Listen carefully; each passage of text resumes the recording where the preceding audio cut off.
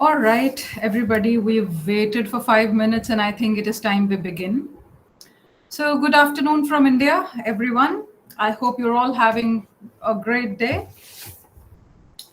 Today, the blog that we are going to touch upon talks more in terms of ownership patterns of media. And there are 4 to 5 blocks that we will be touching upon. And these include ownership patterns of media. It also talks about the feature and news agencies. Then it is also talking about the government media organization. And like I have said before, these units have a greater focus on the Indian perspective and the Indian context. So when you are going to study it, please study from the perspective of your country. Educational media is also one of it. Like educational media, we all understand has now become more important with the coming of COVID. And then we are talking about the film industry. So while the unit you would find it would read Indian film industry, you are supposed to look at it from the perspective of your cinema and film industry. So beginning from the ownership patterns of media or mass media rather. When we talk about the ownership patterns, we know that journalism has had a very topsy-turvy kind of a journey from the times of freedom struggle till date. And when I say this, what also needs to be kept in mind is one of the reasons of how media has behaved or how media behaves in a certain situation is the ownership that she sees. So whether it is a trust ownership or whether it is a society ownership or it is completely owned by the government or whether it is owned by private entities also decides upon the kind of policies it would have, the kind of stand it would take when it is confronted with certain situations where it has to make an opinion of its own or has to take a stand of its own. So those are the things that we are looking at while we are covering initially in this unit. We are talking about the patterns of media ownership. So when I say patterns, it is important to first understand that there are a few factors which have brought about a considerable transformation in the way media agencies have been owned and in the way media agencies uh, go ahead, move ahead, prosper. So during the 1990s, we saw globalization. At least in India, we saw globalization during the 1990s. And then there is also technological advancement, which of course has had a greater role to play in the in the way things were owned or the kind of treaties that were there or the kind of understandings and MOUs that were signed between media companies and other companies, so business to business or even business to customer. So what kind of product, what kind of content was sold was important to know and understand. And then, of course, the third thing is the concentration of production and marketing within the industry. And the fourth thing is that the capacity of global reach of communications throughout the world is one important aspect because, of late we have seen how a newspaper is not just a physical form of newspaper. It has become more digital, so much so that in the United States the newspapers have died a slow and a natural death because people have moved on to their mobile phones or let us say devices to access the news content. Also, when we talk digital, we know that there is a greater chance that we can unfold a given story that we would in a newspaper or anywhere else for that matter in a manner that it does not have to suffer from the constraints of space. So digital was all the way better. Of course, there was this factor that what is the kind of what is the kind of um, the concentration. What is the kind of concentration that the people who are reading your story or people who are viewing your story are going to give you? So this attention span was a problem.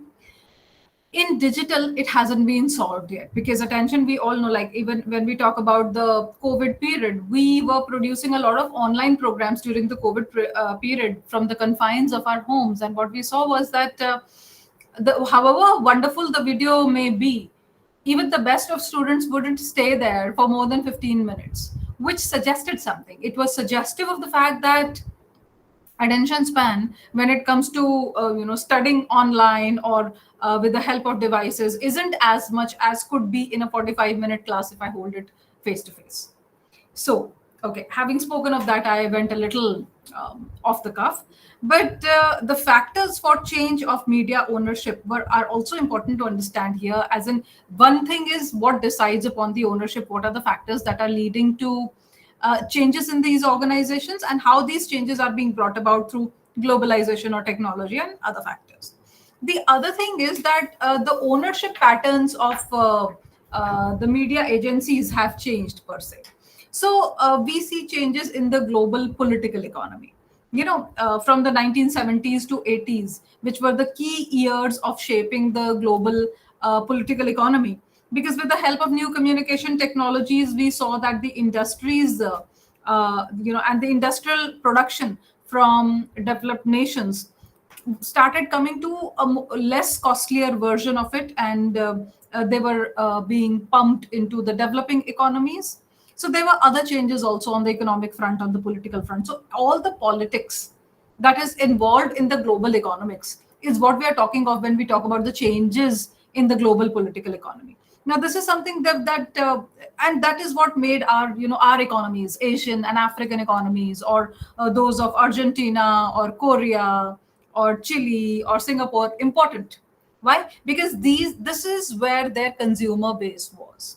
These were the industrialized nations who were producing goods and services. Their own populations are fewer than us, so they need a market where they can supply these goods, and that is how Indian, Asian, and African economies became important to them. So this was one factor, changes in global political economy. The second factor was the effect of new communication technologies.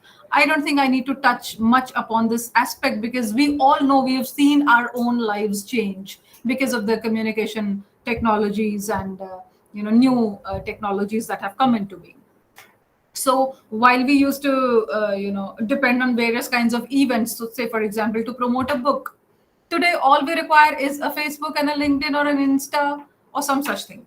So no, the communication technologies, they encouraged a worldwide opinion about privatization, about deregulation, and especially deregulation of media industries. Please note that we are talking greatly of the media ownership, so we are looking only into media industries as on date. So the emergence of these technologies, they erased the technological barriers that used to exist between the telecommunications, between the media industries and their consumers. So many nations like the United States and the developed worlds, they erased the restrictions of foreign direct investment in other economies. As a result, who could invest into these economies? Not the people who were from the poorer countries or from the developing nations. These were the people who were or these were the industrialists who came from the developed part of the world. So now there were two effects of this. One was that the new channels spawned, and a lot of private commercial television came into being. 24/7 news channels arose and all. And the effect of these changes was to make it easier for media and telecommunications companies to expand globally, and also to pressurize the governments of lesser developed countries or the developing economies to allow foreign direct investment. This is what we call the opening up of economies of countries. And then the third factor is the fragmentation of media markets. Now, this fragmentation is important to understand because the World Wide Web has helped significantly in eroding, um, all the consumer base that broadcast media so far enjoyed. So while we were thinking that once the new media comes, the old media will vanish or they will cease to exist, though that did not happen really. But what happened was that there was a greater supplementation of these traditional media by the new media. So, and there were pay-per-view things and pay-per-view services. Now, what was happening was that for the radio broadcasters, while there was a CD technology, if you remember, we used to have, CDs, and before that we used to have DVDs and all. So all of this technology eroded the audience and brought them into apps, the world of apps and the world of World Wide Web. So there was increased competition, and the audiences were wondering what to choose because they were spoiled for choice now. Be it TV channels, be it radio channels, or be it all the varied media platforms that was available online. All of them had spoiled the audiences for choice. And the fourth thing was the changing capital markets. When I say changing capital markets, what I mean is that the corporate governance was changing in very important ways. Many companies started, making stock options a major holding. So while there were stocks, you would relate with this, and you would understand this in the manner that whenever we're talking about corporates, other than offering the kind of package they offer, the in-hand salary they also offer perks, and they offer stock options as a part of your perks. So you, in a way, get some ownership of the media of any organization that you intend to join. So while this started, there was greater corporate governance in media industries. The companies started making stock options a viable part of the perks that they would offer to their employees as a part of compensation. So overseas expansion was also happening, and there were more number of investors for growth, and the entire competition and declining market share, and there was rising cost, and so on and so forth. So all of them amounted to changing the capital markets. Okay, having said this, there was this whole idea of globalization and media ownership, which I also talked about when I started this lecture. And there were some aspects, one missing, some aspects of globalization that have affected media ownership. Say, for example, the eradication of traditional boundaries, like when I say FDI, the foreign direct investment coming into picture. So there are so many investors globally who can come and invest in your business, as well as you have the option of going and investing in other nations' media companies. And then there was rapid expansion of free market structure. Then, of course, there are a few other factors like the national markets, which were no longer protected for local producers, and they were being opened. So initially in India, there was a huge furor, a lot of hue and cry about the fact that small businessmen will die. That did not eventually happen because local people's dependence on small businessmen is still as much as it used to be earlier. And of course, the next factor was the emergence of a borderless economy. Why? Because since we are talking of political economy, we are looking at how economically things are intertwined. They are interconnected in a way that if the economy of Europe falls, Asia will not be far behind. So also the US, to also all the other economies of the world. So there was a borderless economy, there was greater competition, and there was an international outlook on everything, because you could find an investor anytime. Anybody who is maybe looking into the growth of your company can be happy investing in your agency if they think that there is a greater choice, if they think there is greater prospect of growth.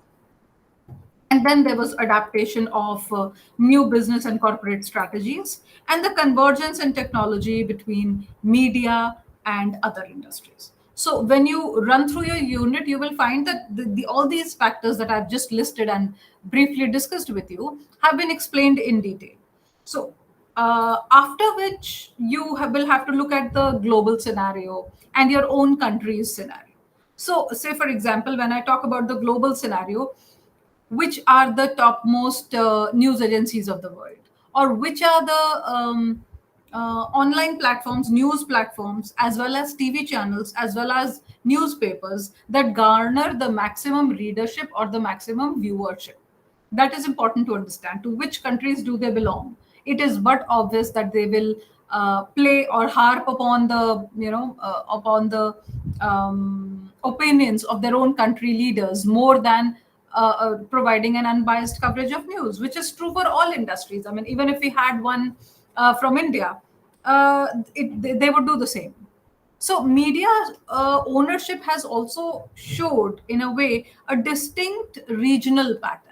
Okay, so within India, and the state ownership of newspapers and TV is significantly greater in countries like Africa and even the Middle East. Like only earlier when we were discussing in our last class, and people were talking about how a certain, a considerable percentage of the media is owned by their own state. So on an average, the governments in Africa, it says, the data says, they control around 60% of the top 5 daily newspapers, and the reach is 84% of the audience. So 60% of newspapers reaching 80% of the audiences means that you are able to get your opinion onto your audiences, majority of your audiences. So media ownership also, they reflect a pattern of concentration in Western industrialized countries. Now, this is what I was talking about, African countries and all. When we look at the West, it is more concentrated because diversification of investment by certain firms, it has been able to create large media conglomerates. When large media conglomerates get created, what happens is that there is a greater chance of monopolizing. There is a greater state monopoly, you can say. So, and the kind of opinion they would want people to have is what they would promote through their content. So, similarly, in Western Europe, none of the 5 top newspapers are owned by the state. That shows how much they value their democracy. If the maximum, media outlets are owned by the government, it means that the news outlets are being fed with what has to be propagated. They become a propagatory mouthpiece of the government.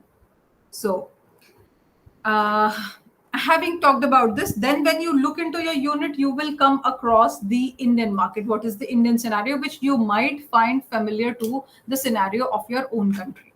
So there are a few factors that play an important role here, like the hyper growth of the market.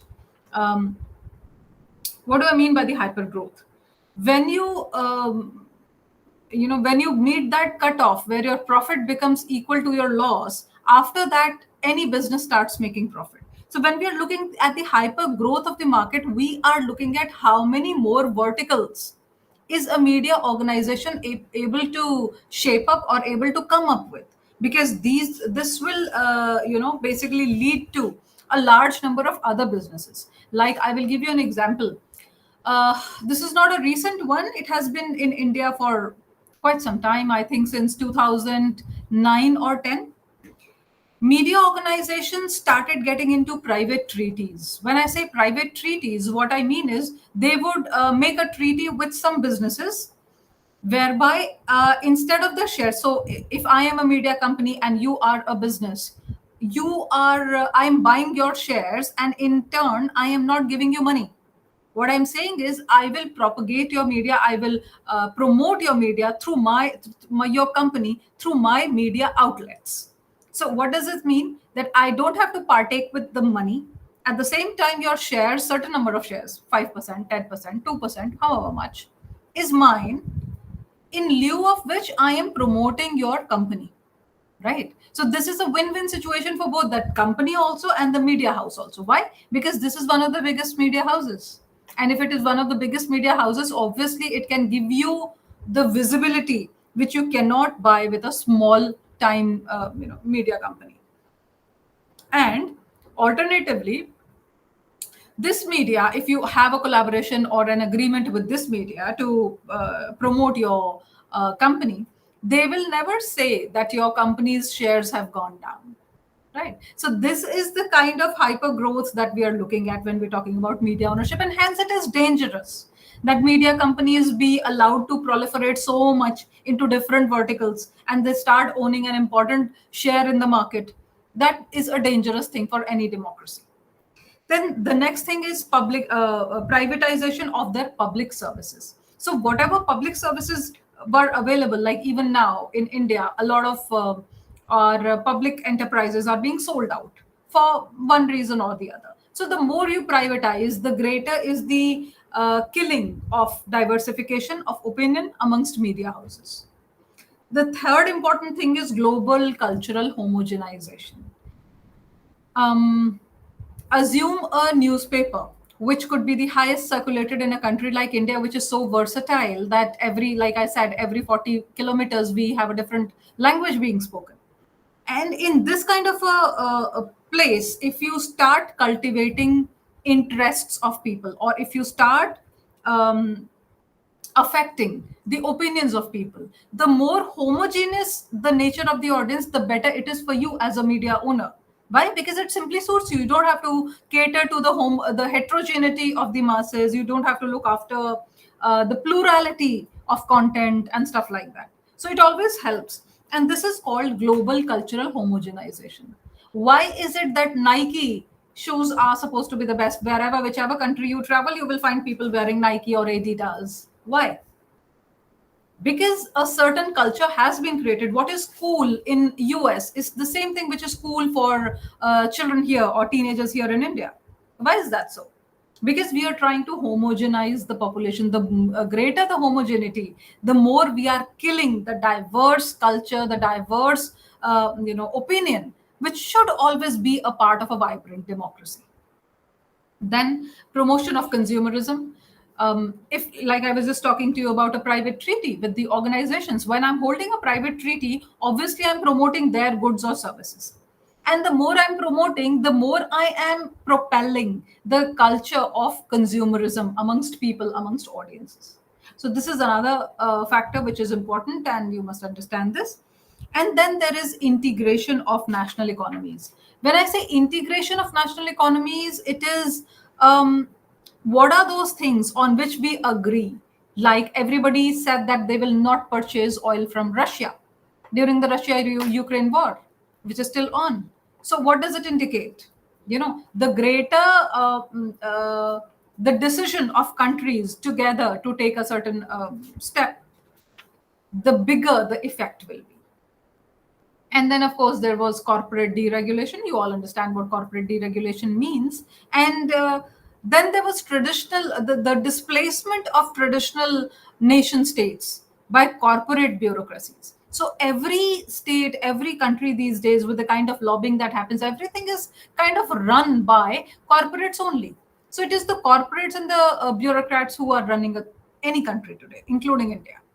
So the Indian media market is different that ways from the developed countries. And so also is African, Indian, or I should say developing countries media market that ways is much different from the developed ones. Okay. Having said this, you also need to understand what are the various kinds of ownership. Like, say, for example, if I say chain ownership, what is chain ownership and what is cross media ownership and what is a vertical integration? Those are the concepts you must know. Like whenever the same media company is holding or having many outlets in a single medium. So say for example, we have a Times of India here, which also has a Hindi newspaper that runs by the name of Nav Bharat Times. Okay, so that means this is a kind of chain ownership where similar kind of products are being owned by the same media company.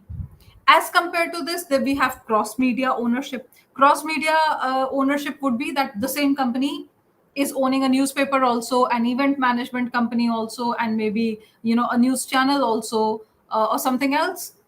So when it is into various verticals, it is called a cross media ownership. And then when we talk about conglomerate ownership, it means that the ownership of several businesses, one of which is media business. So like what is the difference between cross media and conglomerate? Cross media talks about various kinds of media being owned by the same person or the same entity. As compared to this, conglomerate ownership would be that I also have a retail outlet, retail chain, I also have a media company. I also have a fast moving consumer durable company, so on and so forth. So this is a conglomerate ownership. The fourth is the vertical integration, where a media company it starts holding a monopoly for production of ingredients into making media products. So, say for example, if I'm a filmmaker, I am running a newspaper, I'm also a filmmaker, and I also supply various kinds of sets and choreography and different kinds of cameras and lights and all to people who are filmmakers. So, what am I essentially doing? I am owning different kinds of verticals. And the consolidation of this kind is called vertical integration. So, when you run through this unit, you will see that in the light of this, what I've just explained to you, you will come across television and newspaper ownership and radio and various other media have been explained what kind of ownership do they have. Now, after this, you will come across certain trends of media ownership, which will talk about emerging trends, as in, the mergers, the acquisitions, the takeovers, strategic deals that happen between media companies, so on and so forth. So, like when we talk about mergers and acquisitions, it is important to understand that the media company that can bleed the maximum in terms of money is the one that wins the marketing war. And this is an interesting trend that has been coming up in media sectors so far. And changes in technology are also helping in reducing the traditional market boundaries. So anybody earlier, when technology was not that rampant, we used to see companies bifurcating clearly between the rural audience and the urban audience or the metropolitan audience. Today that line is becoming more and more blurred. So the convergence of technologies has also taken place, and there is a growing convergence between producers of media content and distributors of media content. Right. So this is one of the emerging trends. The next thing is the horizontal integration, which I would call media integration. Um, Now, integration can be either horizontal or vertical.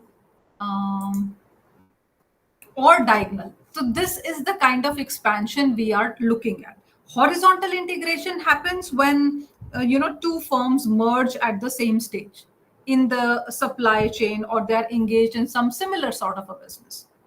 Horizontal integration is, again, it is a common strategy because it benefits both the parties. Like I gave you an example of the private treaty. Similarly, this is something where you can share your resources, you can share various other things and get greater output for the individual entities.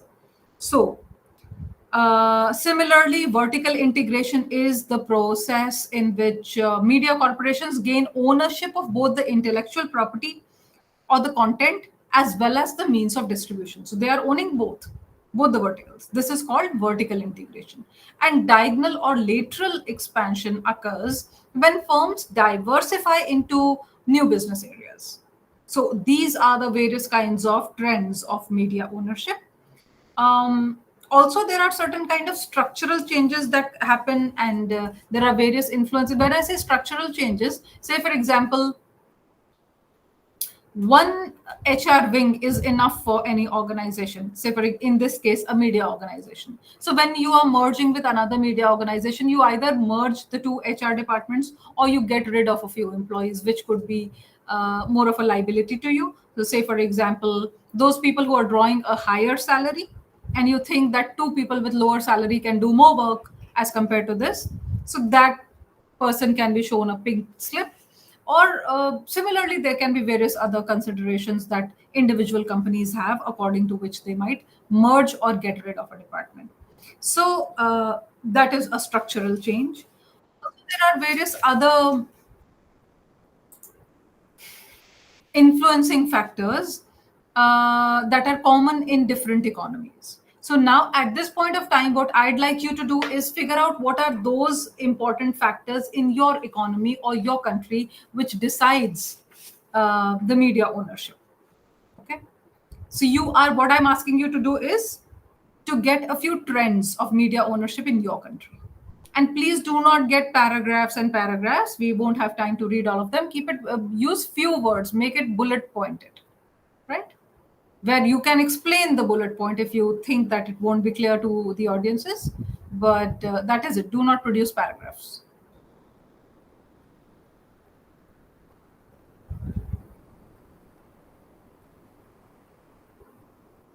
You have close to 5 minutes for this, 5 to 6 minutes.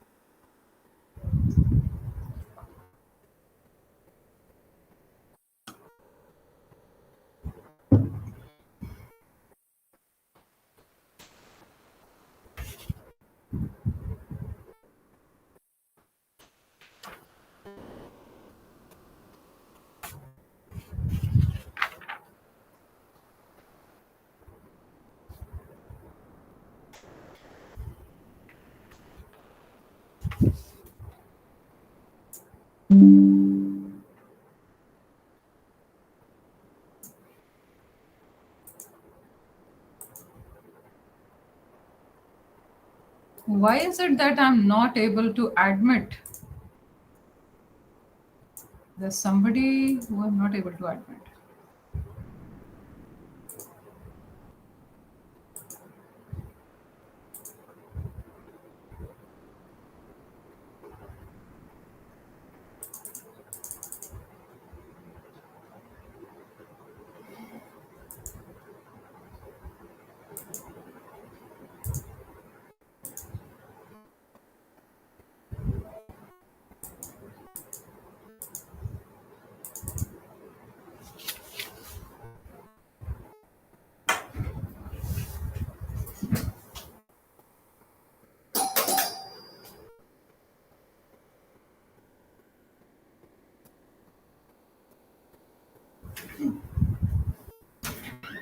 Arun sir से पूछिए admit क्यों नहीं हो पा रहा है। हाँ, ये ई विद्या भारती की क्लास चल रही है, इसमें कोई लर्नर है जिसे मैं एडमिट नहीं कर पा रही हूँ, कितना भी प्रेस कर रही हूँ। एक बार आ जाए इधर।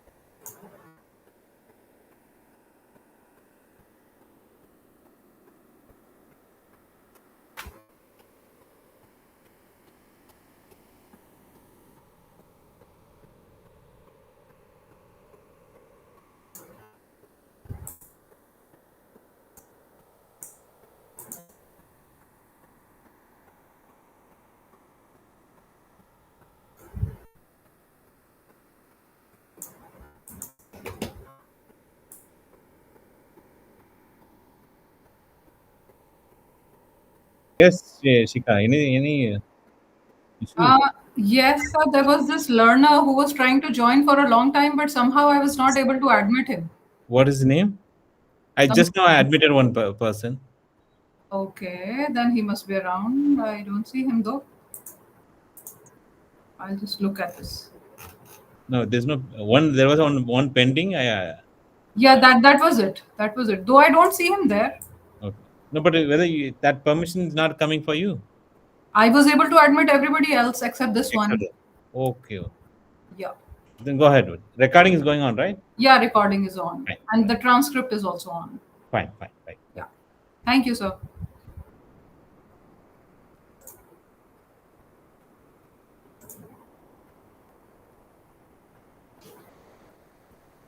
All right. Um, is everyone ready with the points?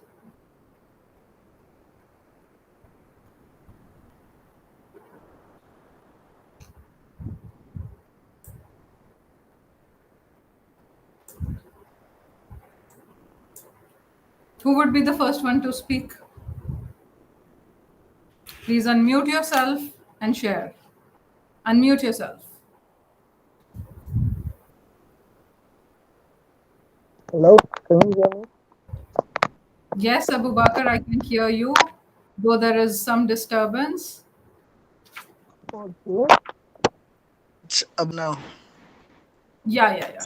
Very nice. Yes. Tell me. Okay. You've asked of the factors that influence the Nigerian media landscape. And in Nigeria, basically what we have is the factors affecting influencing the Nigerian media spaces.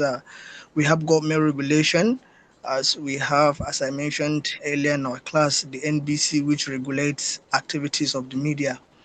And that government influence actually affects is one of the things that influence our media this thing in Nigeria, the landscape of media. We have the economic factors, we have the political influence, and then the political economy, talking about the ownership structure of media houses in Nigeria.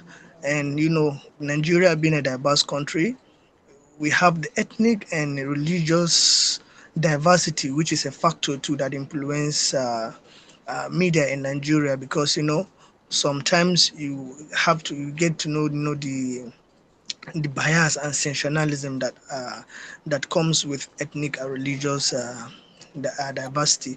Then we have the technological advancement, which is also a factor, because we are as the world progresses, we do have technologies that do affect how programming is being done, how news is being disseminated, and how media contents are being shared.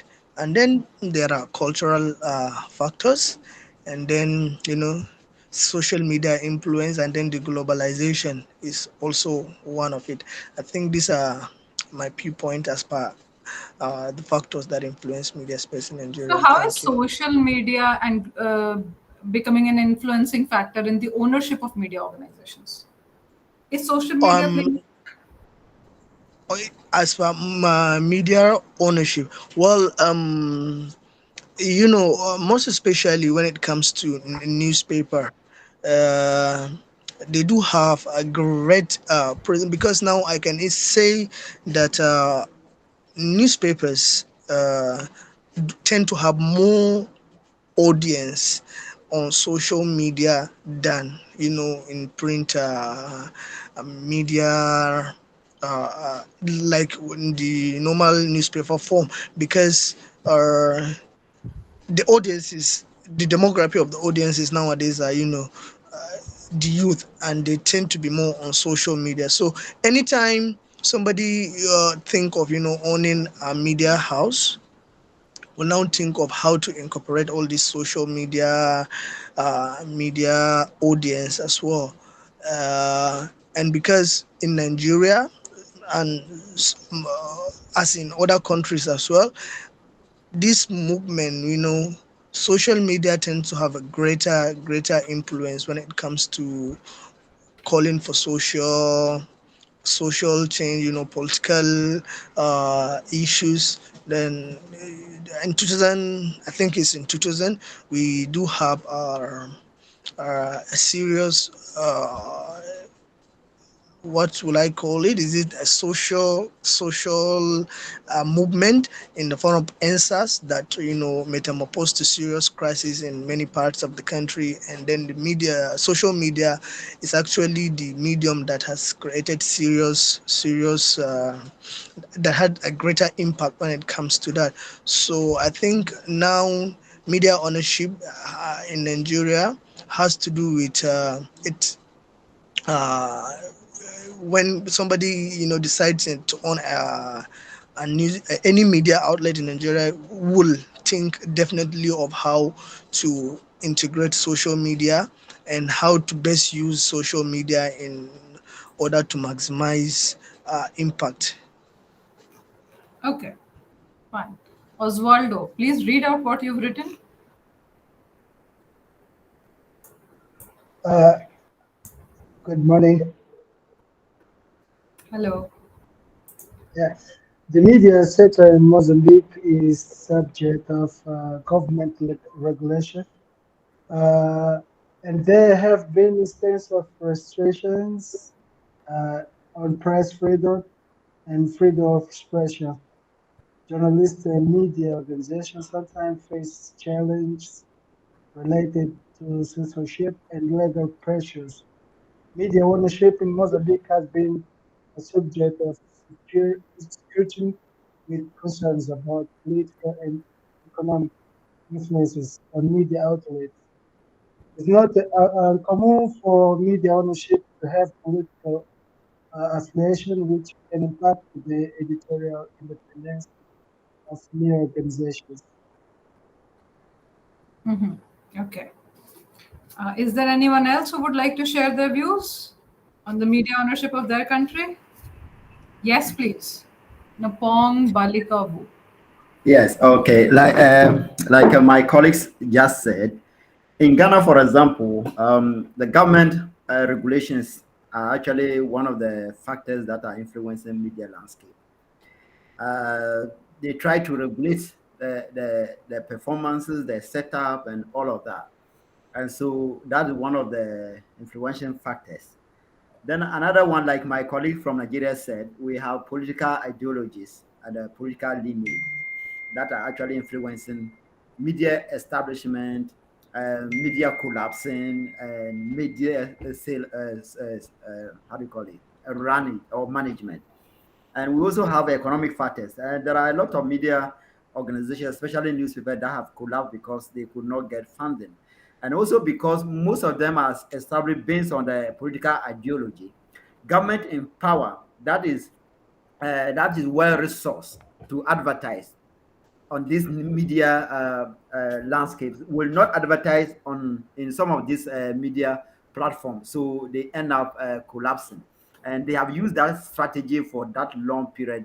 That when opposition newspapers are critical of them, they withdrew all the political, all the advertisement, and then they also threaten local and then private enterprises not to advertise on such a platform. They use some regulation to threaten them in a way. And so at the end of the day, some of this media will fall out because of funding. So economic factors are very influencing. And we're also looking at the economy of Ghana, for example. In the past 15 years, our economy has been unstable. It's not very stable, and we have high inflation, we have uh, high cost of living, and all that. So most of these media platforms could not even survive the next century. So they mostly collapsed. And what is not actually happening in Ghana is the merger. In Ghana, you hardly see media organization coming to merge because of political situation. So this horizontal merger and all this doesn't exist in Ghana, for example. We hardly find media organizations merging to be able to stay in the country. And we're also looking at the ownership. And most of these media, like I said, some of them are funded by political leaders, political groups, And so when their party is in power, that media organization or the newspaper become so loud, so powerful. But when they are out of power, that media organization become less patronage and less powerful, and they do not have much influence. And so these are some of the factors. Like my colleague also said, technological access to new technology, and because of this funding issue, because of a lack of prudent management, they are unable to finance or resource some of these newspapers to be able to run for a long period. And so they have issue with the use of modern technologies to be able to run and reach people at the highest level. And so, for what is making Ghana's system so different from that of Nigeria is that in Ghana, no religious political people survive. So we don't have any newspaper that is religiously inclined. I remember Roman Catholic established Catholic Standard. That paper did not even survive for 3 4 years. It didn't work. And Muslim groups also came out with a newspaper. It never survived because when you look at Ghana religious systems, we don't care whether you are a Muslim, whether you are a Buddhist, whoever you are. What we are actually caring about is our tradition that binds us together. So you see, in Tamale, where I live, you see a church is here, and the next plot is a mosque. And so, in all that we do, we rather looking at our tradition that keeps us together rather than the media. So some of this thing doesn't actually run. So religious media ownership doesn't work in Ghana. So these are some of the things I just want to add in terms of Ghana perspective. All right. Thank you very much. It was really interesting to listen to. Yes, Christiana, I'll be coming to you as well. It was really interesting to listen to your concept of how media operations take place in Ghana. Also, because religion in India sells like opium. So I find it very impressive when the majority of the population chooses to reject media outlets that are based on religion. That's a very positive sign. Okay. So now we come to Christiana. Yes, please. Please go ahead. Okay, madam, thank you very much. Please, can you hear me well? Hello? You're slightly Hello? less audible. Yes, Please come up you are again. allowed. Hello. Yes, better now. Please tell me. Okay, just like my colleague from Ghana has said, I wouldn't like to bore you much, but I would like to stress on the political influence. A lot of media houses in Ghana, some of them lack independence, in that they are subjected to political influence, because I've witnessed so many instances where journalists are harassed, beaten, and media houses shut down just because they speak or spoke about a political party or a very highly influential political person in a society. And because of that, even though the information they are relaying to the audience is true, but because it seems to have damaged the character of a political figure, the media house was forced to apologize, and then their refusal to apologize led to the closure of the station. So I would say that political influence has in a way marred the independence of the media houses. So in short, one of the factors that is also influencing our media ownership is lack of media independence. That's what I would like. Aside social media, which is also influencing media ownership, I think another factor is lack of media independence. Thank you. Right. Thank you very much. And that was indeed a very important and pertinent point to make. So it was good. I think this kind of an interaction helps us to learn about other cultures and every other country, the participants from where they've joined us. So with that, we come to the end of media ownership. And this is indeed in this blog, this is supposed to be an important chapter. Please run through it in a way that you're able to understand and explain all the concepts that are related to it, which we have discussed today. The next thing that we will come on to is the news agencies, which is the next chapter in this block. It talks about news agency and how news agencies operate. Now, we all have some basic understanding of what a news agency is. And these agencies are also run by journalists who are both editors as well as reporters or correspondents. There are also photojournalists and camera persons who cover various news events, and they prepare, hard and soft copies of the articles, of the features, of the news stories, as well as video footages, and then these get sold out to the eventually to the media platforms. So it could be a newspaper that is buying from them, it could be a TV channel that is buying from them, so on and so forth. So they have various tie-ups with or agreements with different media houses and agency, which helps them to tap a large quantum of news by electronically. And also, okay, one more thing is that these people are in working at tandem with the other news agencies present in other countries. So say for example, Press Trust of India is a news agency that operates in India, and there is some Sri Lankan news agency or some South African news agency. The agreement between us is that whatever is the important event that is occurring in your country, you will supply me the news, I will supply you mine. So on such kind of a basis, such kind of an understanding, news agencies run. So when you browse through this unit, you will also come across the growth of news agencies, particularly in India. So where you have to look at the growth of news agencies in your country.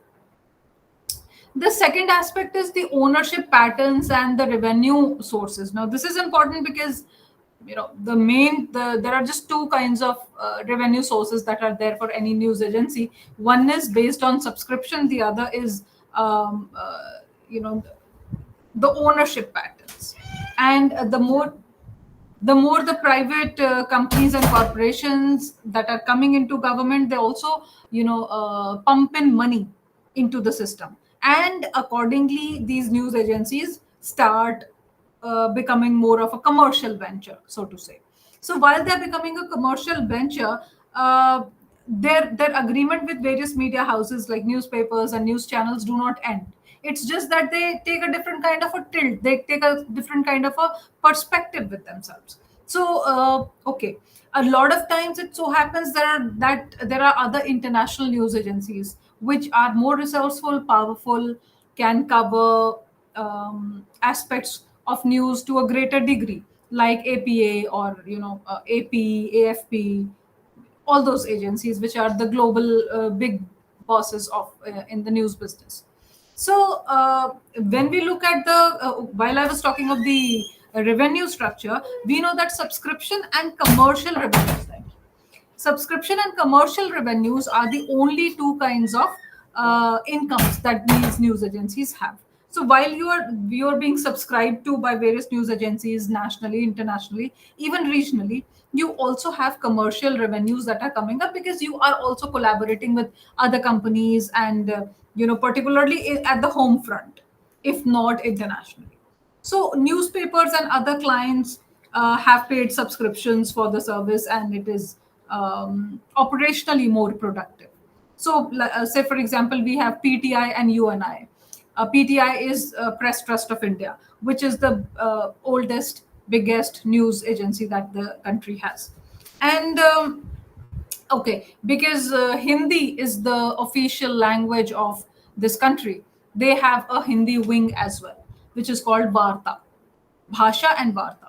So, which means language. So, ideally, okay, when we talk about the organizational structure of a news agency, it is basically just like a newspaper's organizational structure, whereby there is a board of directors, because news agencies are run on board of directors, and the chairmanship gets rotated. At least in India, it could be slightly different for your countries. So there can be, say for example, 15 board members, and 13 of them could be from various newspapers. But there have to be two people who have to look into the admin and the business side of this. So this is about the organizational structure. The next relevant thing is, how do the news agencies and newspapers, how do they differ in their operations? Now, when we look at the newspapers and news agencies, of course, newspapers are the direct clients for news agencies. And though both of them share the same business, the mode of operation is different in both of them. So while the news collected from different correspondents are brought to the main office through the wire, and then it gets edited and it gets formatted to make a story which does not take anybody's side. A newspaper does have the freedom to side with the government or against the government on any particular issue. A news agency report you will always find very neutral and balanced. It is not supposed to be taking sides. So when the newspaper buys this news report, it can probably work on that aspect as well if it wants it to collude with the designing of its own content. Then it can happen. Otherwise, and of course, you have to look at the space constraints also. You have to look at the factor that how many reporters are available with you to cover far and wide from length and breadth of the country. And because anything can go wrong anywhere, or any important development can happen anywhere. So if you cannot keep your reporter posted there, you are directly dependent on the news agency.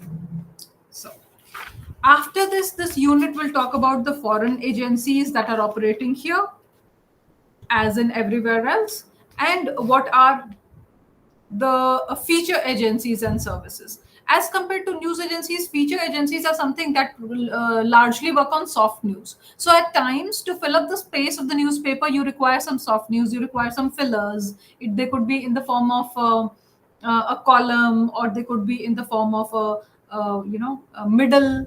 You all understand what middle pieces are. They are essentially a lighter form of writing, more like storytelling, and it is usually for entertainment. So when we talk about what kind of stuff can we get from a news agency, it is not just news, it is also feature, it is also soft stories. And of course, when we look at the challenges that news agencies have, it can be both competition, and in terms of diversification, competition is great, humongous amongst news agencies, especially feature agencies and soft news agencies. So syndicated columnists are there, and the kind of clientele that a certain news agency caters to is important because it can be broken. And of course, technology is one thing. Multimedia has made different things possible amongst in the news agencies also, which has one upped the competition that these agencies were facing so far on the front of the country. So that brings us to the end of what news agencies are and what is their importance. The important aspect here to understand is, how do these agencies run? Why are they essentially different from any other news media organization? How does it help or aid, or what kind of a business model it follows, and how is it different from a newspaper? So those are the aspects that you have to ponder over in greater detail. And after that, the unit that we have is based on government media organizations. Though there is a list here which is given of 18 to 19 different media organizations, I will just very briefly touch upon all of them to give you a gist of how you have to attempt when it is asked from you in the questions or in the assignments. So one thing that is important is, like we have this list from the Ministry of Information and Broadcasting. And all these, since they are all government media organizations, they all come under the Ministry of Broadcasting, Information and Broadcasting only. So it can be the Press Information Bureau, or the Air All India Radio, the Doordarshan, which is our national broadcaster, the TV channel. Then we have a publication division which publishes books which the government thinks are important for the general public to read, or specific researches which are presenting reports of certain kinds. Then we also have registration of news departments, and we have DAVP, Directorate of Audio and Visual Publicity. Right. So I'm just giving you a rough idea of what kind of agencies exist here under the government, so that you are able to work out your own agencies. Field publicity.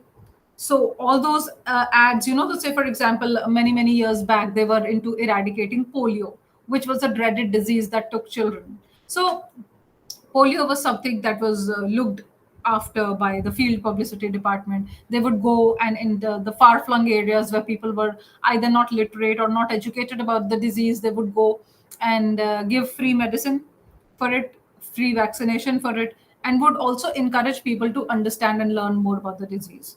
So that was field publicity. Then there is photo division. Photo division is one section of the government which has pictures from even before independence, before 1947, which is the time essentially when we won our independence. Till and it covers all a plethora of stuff, a plethora of events which have been important and have some historical value. Then we also have our research and reference section, the song and drama division, directorate of film division, censor board, which censors the films that come on to the public fora, and National Film Archive, and then FTII, Children Film Society. There is a list of these. So the idea is to let you know what are the different, traditionally speaking, what are the different kind of media that were owned by the government. And of course, they do not own any social media so far or any online media so far. But nevertheless, these are the kinds of agencies they own. You should make a note of that as well. Okay. Then there is a registrar of newspapers of India. So whenever you have to register a newspaper, there has to be some registration number that you should carry. Now, this registration number is allotted to you from the registrars of newspapers of India. And then there is some policy regarding the newsprint. So because newsprint is an expensive thing. So for newspapers who do not have a very big market or who cannot afford to bleed so much, there were subsidies that were available on newsprint for a long time. And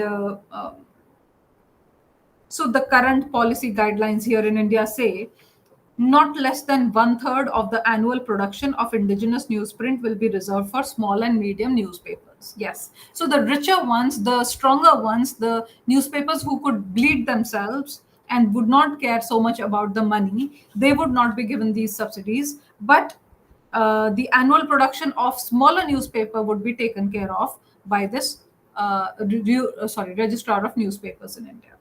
And import of newsprint is allowed to actual users. So that is the policy we follow here. Other than that, we have one more unit that talks about educational media. When I say educational media, IGNOU across countries is known for its educational media. The TV channels it has, the radio channels it has, and of late, a lot of online channels have also been given to IGNOU from the government side.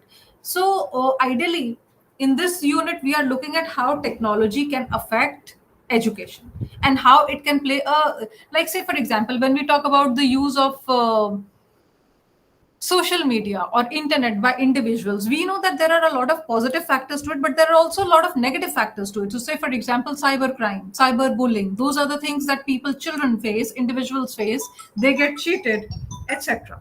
So those are the aspects of cyber media.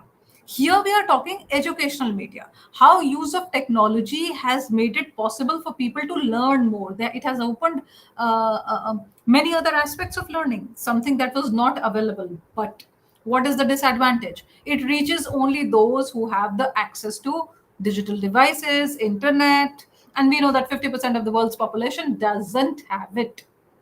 So educational media that way becomes really important. And the spectrum of educational media. So this unit is essentially talking about that.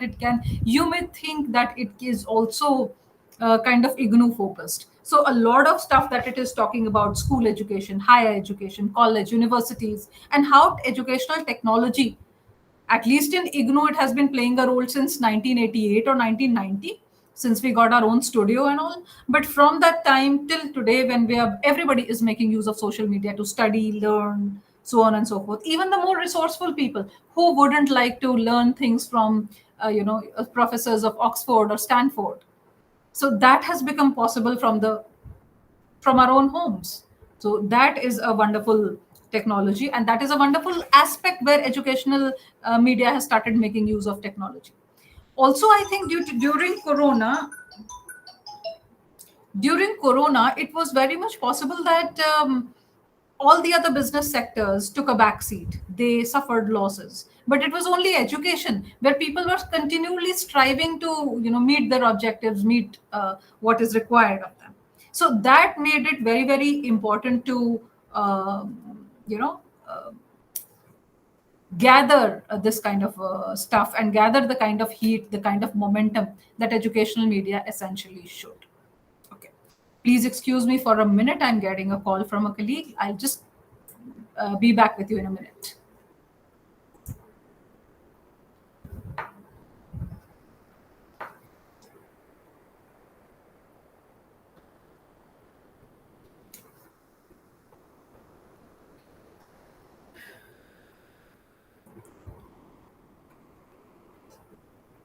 Who's this? हाँ, मैं जरा एक online class में हूँ. आप मुझे 5 बजे के बाद फोन कीजिएगा. Okay. So, like, IGNOU has a lot of regional centers. So somebody from across a few towns was calling up for something. Anyways, I'm sorry for the break. The next unit we will be talking about is the Indian film industry. Essentially, for you, the film industry itself. So,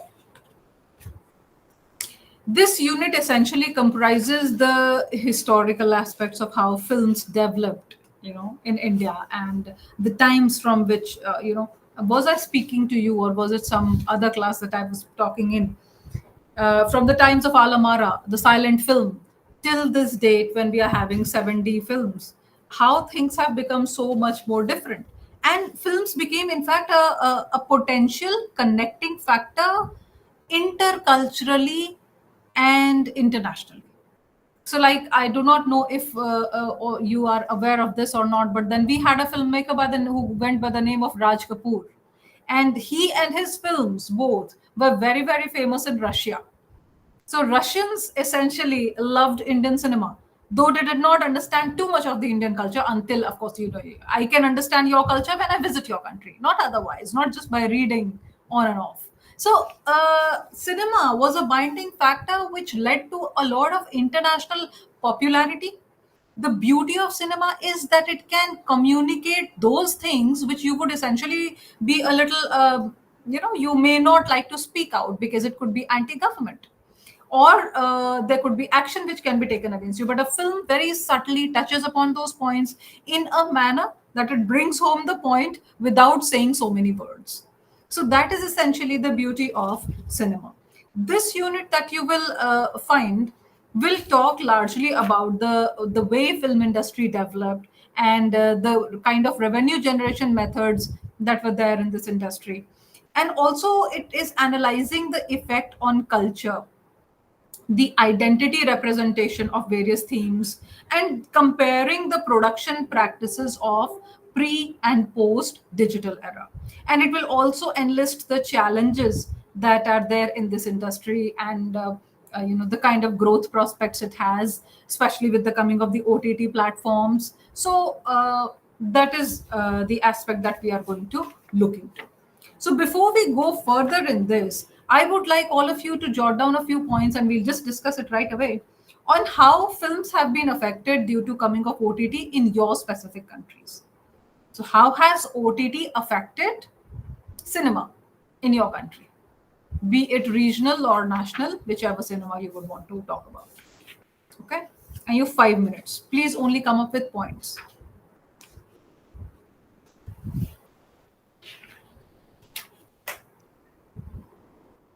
Doc, can you say again the question? Okay, I am saying please figure out a few factors or a few points of how OTT platforms have affected OTT platforms like Netflix or Amazon Prime, whether they have affected the cinema in your country or whether it has not. If it has, how it has affected. Am I clear? Yeah, understood now. Understood.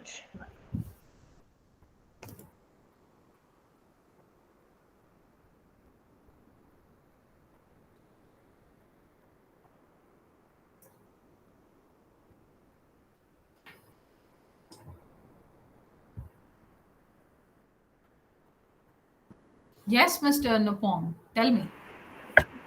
Yes, okay. So in Ghana, cinema patronage, I don't even think cinema exists any longer. Except some few theater plays they do, there's nothing like cinema any longer because of the coming into force, this advanced technology of DVDs, the televisions, satellite TVs, pay for TVs, and all of that. And that what we used to patronize, what used to attract us to patronize cinema is what we are now getting almost for free. So the cinema doesn't exist anymore, and you hardly will see any projection in a community level, and because at every community you will see people using satellite dishes.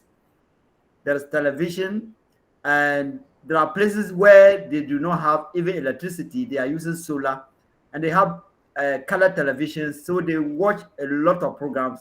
Most of them are local. And for example, there's some interesting things in Ghana.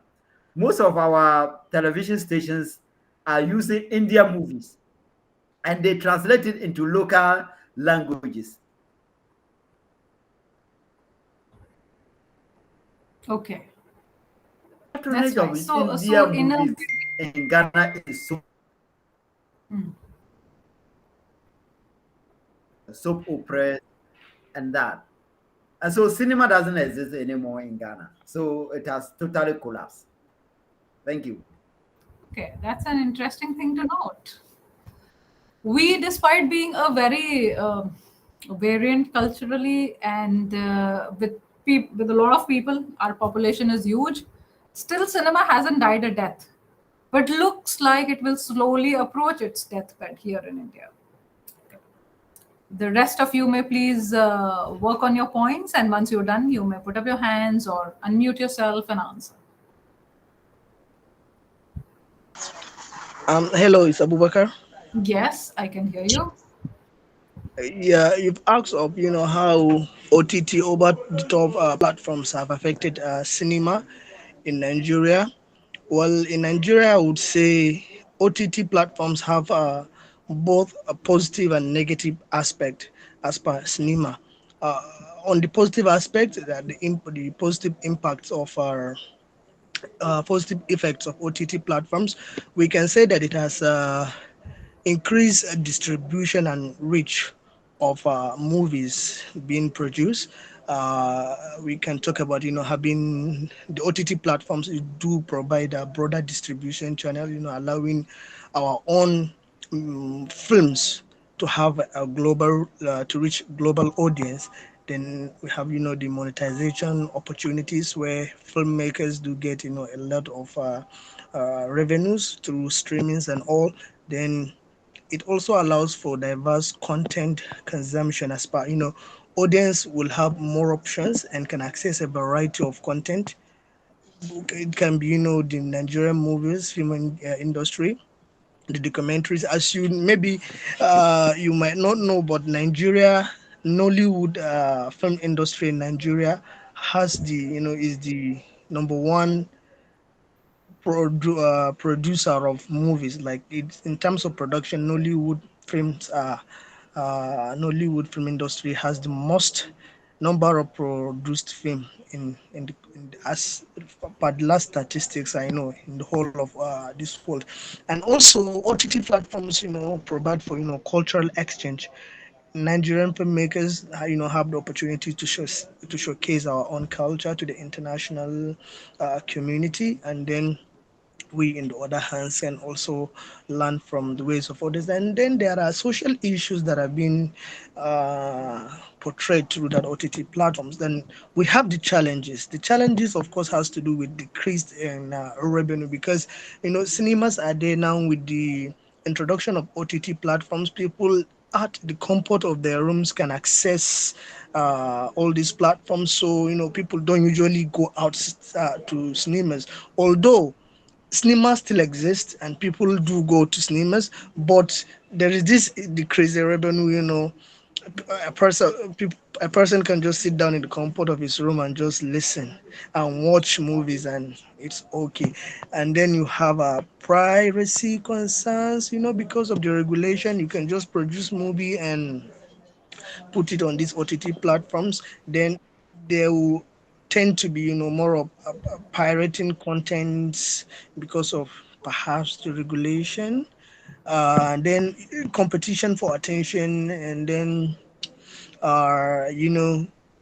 people, when it comes to OTT platforms, there are a lot of content, and I have concern with these OTT platforms. Let's say Netflix. Sometimes they do have their own agenda that they want you, like there are some ingredients that you need to include in your movie before it has been accepted and all, and a lot of such issues that I consider negative aspect as far as the Nigerian context is concerned. So we can say that OTT platforms have provided opportunities, but then they have their own challenges as well as far Nigerian cinema is concerned. Thank you. Thank you. Yes, Mr. Vasuka. Okay, so in Malawi, cinema hasn't been flourishing as it is in other countries. Probably cinema was regarded as for the elites, where they would go and spend some time maybe with their loved ones elsewhere. But for the majority, uh, patronizing cinema hasn't been an issue, and up to now, maybe very few knew actually that we have cinema platforms in Malawi where people would go and watch, spend their time watching cinema. However, with the coming of the film industry, so at first it was the Nigerian movies, the Nollywood, that actually captured a good audience in Malawi. But then gradually, with the film industry from the east, like the Nollywood, we talk of the Z World, the Telemundos, people started switching from Nollywood to other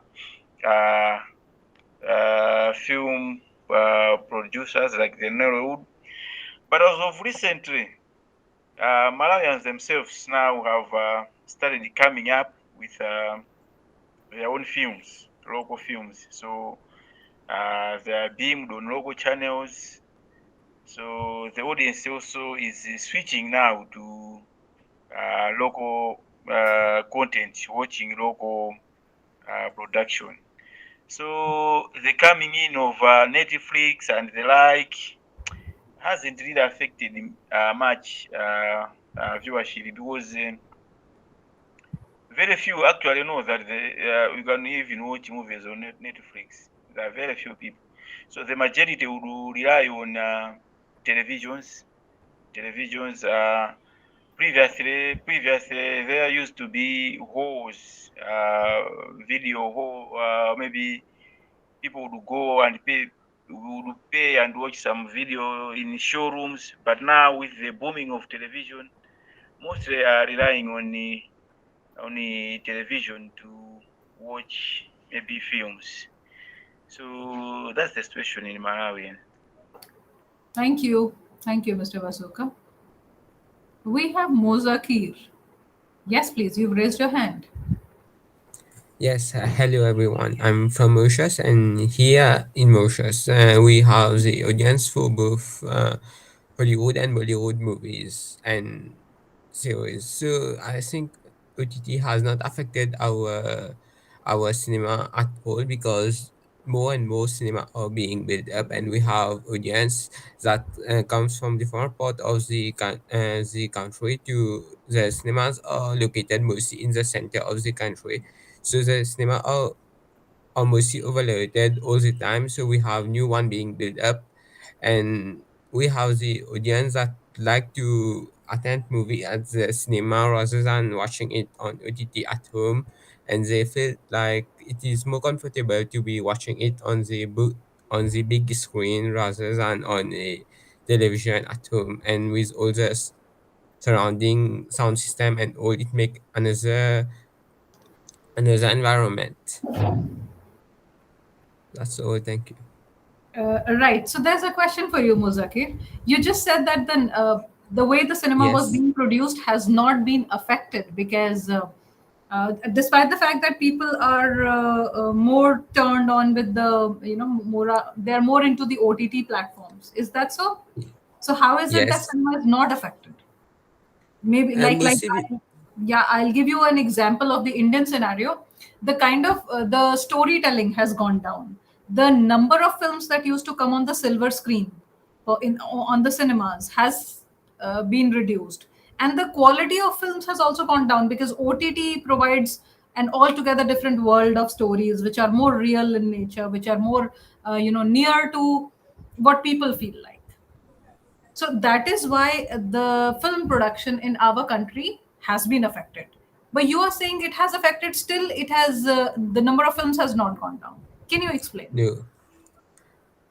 Yes, because I agree that OTT has affected, but mostly series and so on are mostly watched on OTT platform in Mauritius, but the movies are mostly watched at cinemas. That's the difference in a while, because the movies are watched at the cinema for like when it is on. It has been on the debut. People like to watch it as soon as. Okay, okay, I get that. Thank you. So, coming back to our chapter, which is also the last chapter of this block, which is on films, right? So the idea was to build this warming up, of the for all of you to warm up around what cinema is, how it plays an important role in our cultures, all our individual countries' cultures, and what kind of an effect it has seen, because of the coming of the OTT platforms. So when you run through this unit, you will see that in the beginning, it talks about a brief history of films, and it talks about how films were being made during the World War times, and how films came to India from US, and how all the films that were there in India from the silent era to the talkies to the 3D, 4D, 7D cinema, how it has slowly with technology and with times, it has also developed popularity. At the same time, it has also taken over by technology. Now, another aspect is when the cinema came to this country, it was not considered a very, let us say, respectable thing to be working in films. As a result, even the women characters were being played by men. And this is something I'm talking of 1930s or something like that, long even before our independence, to this time when cinema, in all its probability, supports the LGBTQ issues, talks about gender, talks about the straight-jacketed roles that society has chosen for women, and so on and so forth. So it has culminated into that today. And then, of course, this unit will also talk to you about the economics of this industry. Economics in terms of how Hindi film industry, what kind of revenue it makes. And because we are so much of a regional country, our one state will be so different from the other state, it will appear like you're in a totally different country. So India can appear to a lot of people like a conglomeration of small different countries. When you visit Jammu and Kashmir and you look at the people there, what they eat, how they speak, what they like, and their strong dislikes will be exactly different from people in South India or one of those states, will be exactly different from the Northeast, so on and so forth. So economics of film industry essentially comes not only from Bollywood, which is the Bombay, film industry, the Hindi film industry. It also comes from Tollywood, Kollywood, the Kerala, the Tamil Nadu, the Karnataka, the so many different regional film industries we have. And you'll be surprised to know that some of the regional films for a long time, even after the advent of OTT, they were making money through CD business. So they used to make films which did not have much of a story, but was quite an entertainment for people, and those would get sold in the form of CDs. So only by means of CDs, some of the films, like Bhojpuri is a language. I think Mozakir from Mauritius would understand. Bhojpuri is a language that is common between India and Mauritius. So a lot of people speak Bhojpuri there. So this Bhojpuri film industry was completely thriving on the basis of CD business and doing extremely well. It for some time it even surpassed the Bollywood business. So looking into the economics of that industry, that is something you will find fascinating as you browse through this. And then there was also parallel cinema, like we talk about dark films, we talk about parallel cinema, we talk about art films. So parallel cinema is because they are in a way providing an alternative from the mainstream. So they imbibe features from the neo realistic movement of cinema, which happened in Italy. Now let us not get into cinema studies, we'll have to delve a lot into that. These films are more non-glamorous, they were more realistic, they were not very melodramatic the way, at least our films are quite melodramatic. So an action hero will win whatsoever be the price, he can fight anything. So that kind of a melodramatic stuff doesn't happen in parallel cinema, doesn't happen in art cinema. So the idea is the socio-political commentary that parallel cinema would make on the society, on the country, on the polity of the country. So, and it is renowned for its seriousness, for its serious kind of content that it provides, and it definitely comments on the socio-political aspect of this. So a lot of filmmakers, renowned filmmakers of this country, have been making parallel cinema. Like, I do not know if you've heard the names of Shyam Benegal or Satyajit Ray or Mridal Sen. There are a list of filmmakers who've been making parallel cinema, touching important issues, which could range from gender to corruption to the life in politics and stuff like that. So all of them together, they have with times, people have also found a middle path between parallel cinema and commercial cinema. So it's not just commercial now, it's commercial plus parallel. And what's the beauty of OTT platforms? It brings to you the parallel cinema in a commercial manner. That is why precisely OTT sells more, not only in our country, but also in yours. So, and then of course there is documentary production. Why documentaries are different from fiction films. And then there is corporatization. Like, whenever we're talking corporatization, whenever we're talking deregulation, the factors that help in corporatization stay the same, just the way it was in cinemas also. So opening of the Indian economy. When we say opening, we talk about FDI, the foreign direct investment, which means we are allowing other countries to make certain amount of investment in our companies. Okay, so this would mean say, for example, only 49% of FDI was initially allowed, foreign direct investment. A foreign company could invest 49% only, so that they don't get the ownership of a business in India. Later on, it kept changing, and of course, there is always political pressure and lobbying with the political people, which led on to some businesses having more than 50% share of the company that is now owned by people abroad. So that is one thing. And then, of course, digital revolution, from VCRs to DVD players, CDs, DVDs and all. We have now come to smart TVs, and we have come to the fact that if your mobile has enough space in it, you can download a whole film and watch it asynchronously. So those are the things. And then multiplex theaters and how it has been affected is what we were just talking about. And then the growing overseas market. Like, I gave you an example of how our films were very, very popular in Russia and in some other countries as well. So how it has been doing, plus a lot of people from this country, the NRIs, the non-resident Indians who are based abroad, they also are sticklers of the Indian films. So they have our films have been able to make a presence in other countries as well, the developed ones. So that is one thing. So the next section of this unit is going to talk about the kind of impact film has had on the culture of people. So when we say culture, we are talking about revenue generation, we are talking of stardom and glamour, we are talking of politics and the social impact that films have had. When you go through this chapter, please feel free to add the perspective of your country into it, and how art and production has been touched by technology, because the kind of technology that started coming up from this film Avatar, if you watched it. So from those times till now, so suddenly there's so much use of technology in films.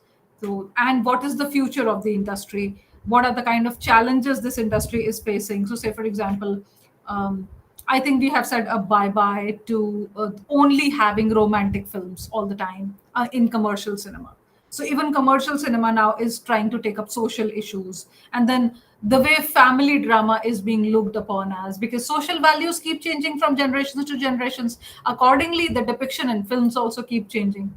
The action films or the comedy films, and how different kind of films have started finding a market now, which earlier did not have much market at all. So there are all other different kinds of challenges which have been listed down here for you, and the kind of scope that we have for development of films in times to come. Like, say for example, film tourism is one aspect. When I say film tourism, there are a lot of places that people would see in films, and then they would decide that we must go visit this place. So our next holiday destination could be this, right? So this is what we know as film tourism. Similarly, there is certain kind of skill enhancement which also comes with it, because there is always a demand for people who know certain kinds of softwares, certain kind of skilled personals who can work in this entire field of film and cinema. So with that, we come to the end of this unit, which has talked about so many different aspects of mass communication. And I so hope that you must be enjoying this course, because this is a kind of window, a course that is providing you with a window into various aspects of mass communication. And then you can, after learning enough of all these courses, or all these disciplines of mass communication, you will feel free and more confident about choosing or changing your stream of work. So I hope you found this useful. And the next class we will have now will be on Friday, again the same time. So day after tomorrow, 3 to 5, we meet again. Please take a note, everybody.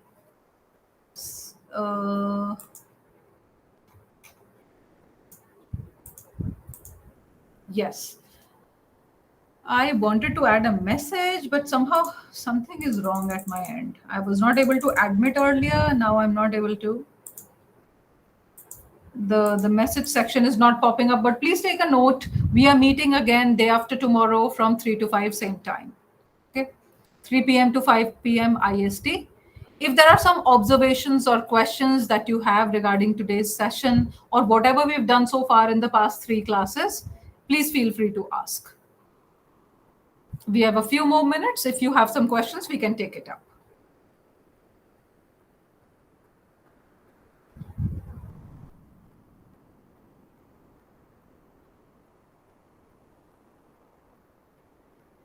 Doesn't look like anybody has a question. Are you all comfortable with my speed of speaking and all? Are you able to understand what is being discussed in the class?